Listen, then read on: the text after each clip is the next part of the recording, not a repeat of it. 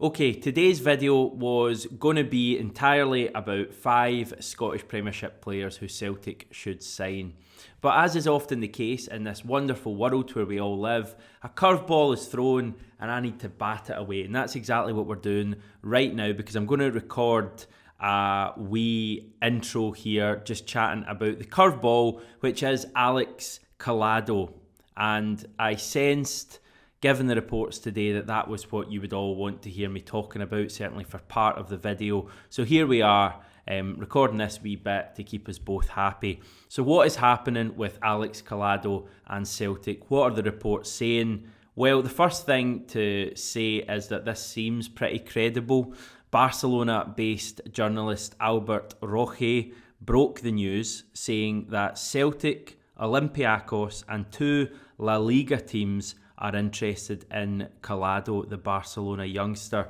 He impressed in a recent loan spell at Granada, got off to a slow start there, but then made quite a big impact as they managed to stave off the threat of relegation from La Liga.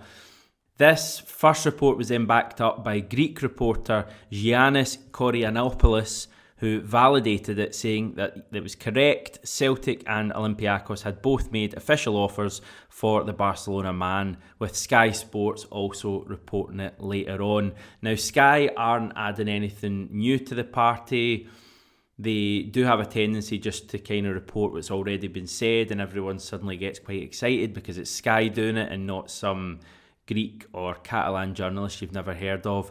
But I would say the very fact that those first 2 guys are both reporting this, given that, you know, there's the local Barcelona connection and obviously the Greek connection to Olympiacos, and they both name-check Celtic as having a link with Collado, and the fact Sky Sports have then felt it was necessary for them to post it as well, would suggest that there is certainly something to this and it's not just a made-up rumour. So that's the important thing right away. In terms of Collado himself, he's 23 years old. He's an attacking midfielder who can also play as a right winger. In fact, that's where he played mainly for Granada, I believe.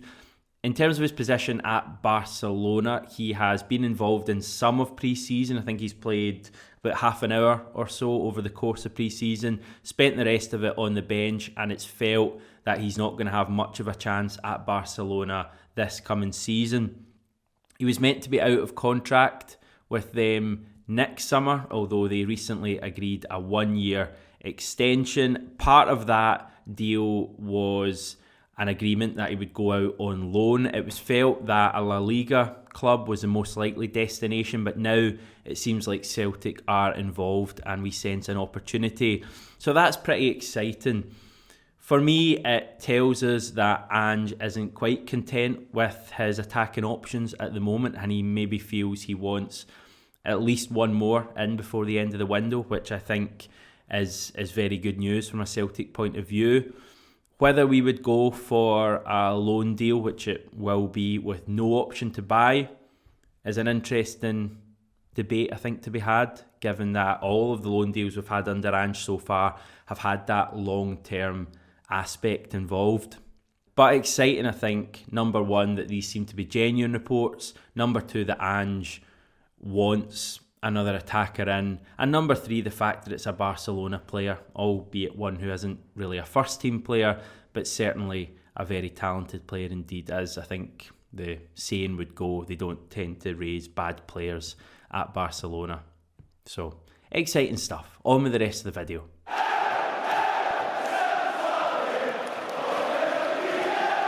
Now, a wee quiz to start. In terms of Celtic's current first team squad, how many players did we sign directly? And I'll just emphasise that word again, directly from other Scottish Premiership clubs. The answer is 3. Who were they?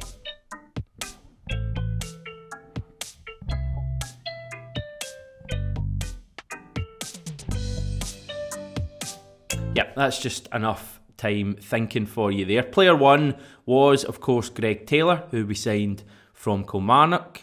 2 was David Turnbull, who we signed from Motherwell. And 3 was Scott Bain, who we signed from Dundee. So not a huge amount there, really, when you consider the Celtic squad is probably 20, maybe even more people.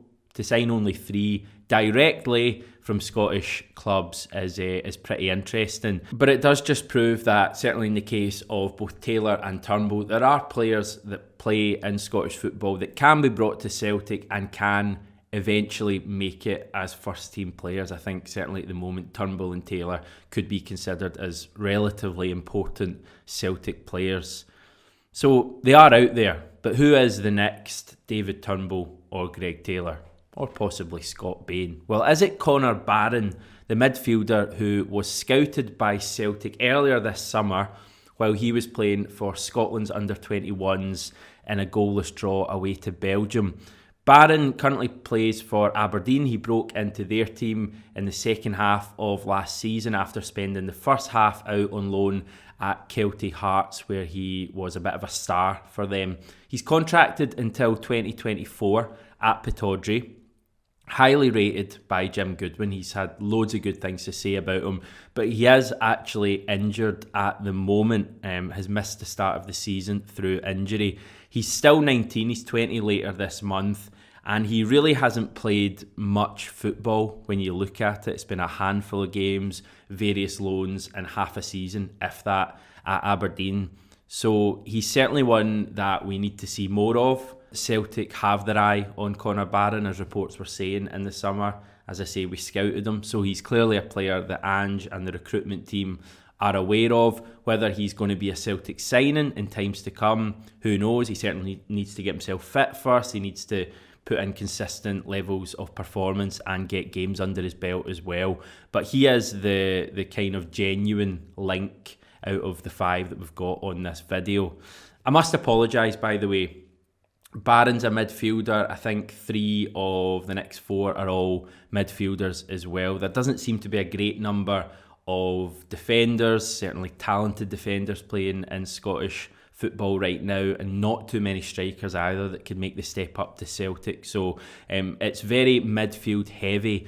On that topic, next up is Hearts player Benny Baningime. Again, real injury problems at the moment. He's been out since mid-March after rupturing his cruciate ligament, which not only sounds absolutely horrendous, but I think is absolutely horrendous. I've never actually done it myself. I don't know if you have, but I believe it's one of the worst, if not the worst injury a footballer can be subjected to. So yeah, he's not in a great place at the moment. He's likely to be missing for a good few months yet. I would say with that kind of injury, if he can get back into the Hearts team before Christmas, he'll be doing well. But this isn't a Hearts podcast, so I don't really care too much. You'll probably remember Baningime most from the first game of last season, which you've probably tried to erase from your memory, which was our 2-1 loss at Tynecastle. He ran the show in midfield that night. Wouldn't be too difficult given the midfield that we actually fielded, but he was still very good. And actually in the game at Celtic Park in the League Cup a few weeks later, he was very good as well. He kind of has a bit of everything. He's quite a physically strong player, can get his foot in, can track back, real good energy, but also probably deceivingly good on the ball, really quick feet, keeps the ball well, decent range of passing too. Maybe exactly what we're missing at the base of our midfield at the moment, something a bit different. Hearts got him from Everton last year and he signed a 3-year deal, so 2 years to run of that. He's 23 years old and clearly has plenty of growth in him. Now, the one I want to move on now to is the player that most people are chatting about at the moment. He seems to be certainly the most highly rated non-Celtic, Rangers or Craig Gordon player in Scottish football at the moment. It's of course Dylan Levitt, the Dundee United midfielder. Yes, another midfielder. He doesn't really have what I would call a direct comparison at Celtic right now. Having watched him a bit, I would say the closest comparison would maybe be Callum McGregor in terms of Levitt having a bit of everything like McGregor does. He can tackle, he can get box to box, he can score cracking goals, as was shown in the leveller on the night we won the league at Tannadice just a couple of months ago. He's got really good set-piece delivery. He can win the ball in midfield. His passing is very often, if not always, on the money, as was shown by Dundee United's goal against AZ Alkmaar last midweek. It was Levitt's pass that started off that move. Every time I watch him, I'm pretty amazed at how Dundee United not only got this guy on loan last season, but actually signed him on a 2-year deal in the summer. No disrespect to Dundee United, by the way, but I think he should be playing with a bigger club than them, given his talent. He's also a full Wales international, even played for them at Euro 2020 last summer, and he's only 21 at the moment. He's a massive talent. Whether he'd be good enough to break into this Celtic midfield is another issue. Let's not shy away from it. Our midfield right now is probably as strong as it's been for a real number of years, and would Levitt start ahead of McGregor or even Hatate? I don't think so. But in terms of a player we could bring in with real potential, as I repeat, 21 years old, I really think the sky's the limit for him. And given that he only signed a 2-year deal at Dundee United, a month or so ago, possibly at the end of this season, if he continues to impress, Celtic could come in and get him, on a decent price with just a year to go in his contract. Next up, another youngster I like, and right away the reason for this is that I basically have to include a Hibs striker. That's the way it always works. I think this is the second or third one of these videos I've done. In the past, it's always been Kevin Nisbet. Couldn't get away with including a third injury-stricken player, so I've got to go for another Hibs striker. And maybe a little bit of a strange shout, but I'm going for Elias Melkerson. Granted, I have not seen a great amount of him actually playing, and his recent scoring record hasn't been great, but when I do watch him play, he does stand out to me as a very good finisher. I always look at him as being a 19-year-old Norwegian forward. He's in their youth teams, and maybe it's the whole Haaland thing going on subconsciously in the background. Maybe it's the whole Bodo Glimt thing. That's where they got him from. Still etched in my mind somewhere, but I just think there's a gem in there if he's coached in the right way. Completing the set, we have gone for Dundee United midfielder Jamie McGrath. He is the former St Mirren man who's just joined United on loan from Wigan Athletic. He came through in Ireland, which is where he's from, with the likes of St Pat's and Dundalk, before joining St Mirren under his compatriot Jim Goodwin. He's now a full Republic of Ireland international. He's played big games for them as well. I was at this point going to slag off the Irish national team a little bit and say that I could have got a game for them, but then I just remembered that they scudded Scotland 3-0 less than 2 months ago, so I should probably refrain from that. I really like McGrath. I liked him at St Mirren. I thought it was a great bit of business from United last week to get him back on loan. He's got good feet, he's got a great set piece delivery, a knack of arriving in the box at the right time, and seems quite a likeable guy too, based on various interviews. I'm excited to see just how he gets on at Dundee United this season.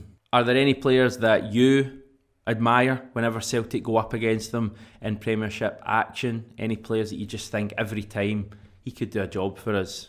Even if it's totally ridiculous, let us know below, and I guarantee none of our wonderful community will have a laugh at your expense. We will be back tomorrow.